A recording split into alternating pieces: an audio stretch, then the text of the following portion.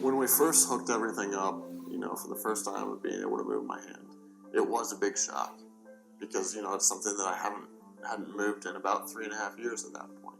And now it's just something that's so fluid. It's just kind of like it was before I had my injury, where I just think about what I want to do, and now I can do it.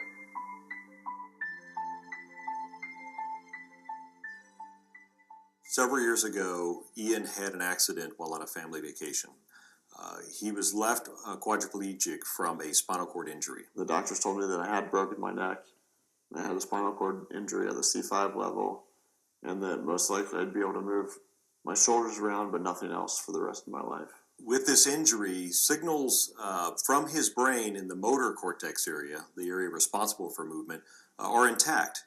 But the signals arrive at the injury in the spinal cord and they're completely blocked and can't get to his muscles, so he can't actually do movements. So one of the things we've been working on is deciphering the signals in the brain that are specifically associated with hand movement.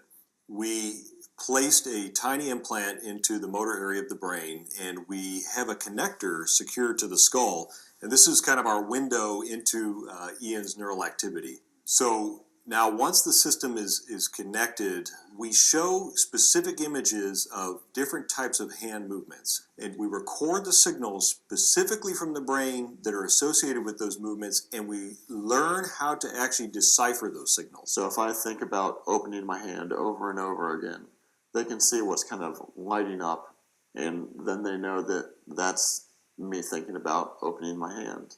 Not only is the patient relearning how to think about movements that they haven't done in some cases for several years, but also the algorithm or the computer software is adapting and learning as well. And then that computer system is connected to another device that provides signals for the muscles in the forearm that drive hand and finger movements. Without the use of the system and the technology, Ian is not able to grasp objects. But once we connect the system and turn it on, Ian is actually able to open and close his hand. He is also able to pick up objects such as a bottle, and then he's able to switch to a fine pitch grasp just by thinking about it, and he can pick up smaller objects.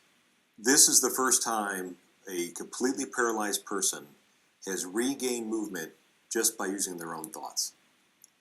We're in the early stages of development in the lab only, but we hope that one day we can take this technology to the point where it helps people not only with spinal cord injury, but also folks that have experienced a stroke or even a traumatic brain injury. If all the work we're doing can help anybody get more independence back, then that's great. I really cherish the independence I had before my injury. So if you can give someone that ability back, it's huge.